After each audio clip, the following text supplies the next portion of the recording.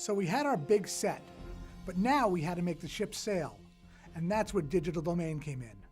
They created and composited literally hundreds of elements into the departure sequence, from digital birds, computer-generated water and CG smoke, to background paintings of the pier and the sky. We then added digital people to their 40-foot model ship. And scores of waving extras were shot against green screen in parking lots and placed in the foreground of the shots. All of these effect shots had to blend perfectly with our live-action shots of the set to sell the illusion that the great ship was on its way. The real Titanic was a collection of people from all walks of life brought together for one fantastic experience, and that's really what happened with the extras. It was such a great assortment of people. You had, Irish people, Scottish people, English people, Norwegian, Swedish, and it was such a nice melting pot. These weren't people who were professional actors necessarily, or even professional extras. And they really were people who come from all walks of life and were brought together. And there was sort of this comparison in my mind between the people who were on the movie set as extras, as passengers, and the people who were on the Titanic. They worked together for so long by the end of the film. They had such great heart. They loved coming to work every day. They became like this kind of strange family. What a great week. Thank you very much. You were all fantastic. Third class and first class in 1912, they were very segregated, and in some ways you did know your place.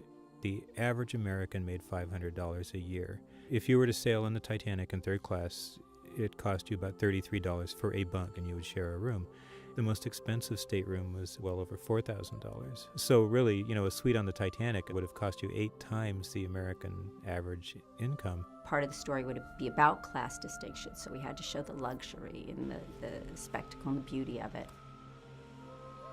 And Jim even went to the length of the stateroom that he had Rose stay in. It was unknown who had stayed in that room.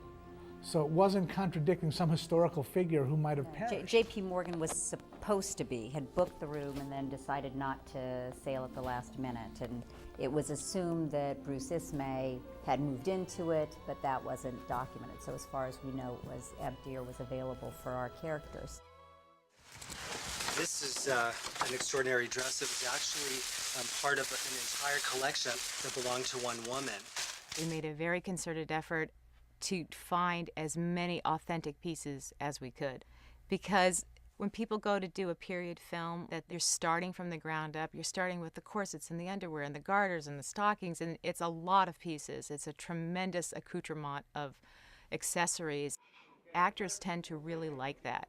As they dress themselves, they realize what it felt like to be that person back then. There's nothing that's been left to chance. Even extras who are in the background that you probably will never see are dressed to the nines. Every single woman has a corset on. Everybody is dressed exactly the way they would have been if they were that character. Part of the luxury of being in a film like this is that you basically just have to put on the clothes and walk on the set and you're there. Be Mark.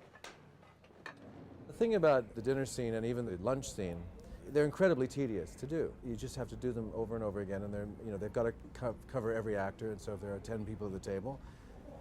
I got the air in my lungs and a few blank sheets of paper.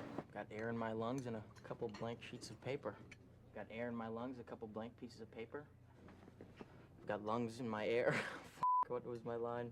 Air in your lungs. Got air in my lungs, a couple blank pieces of paper. What's really great about this group is that there are a lot of very silly people, and we have a lot of laughs.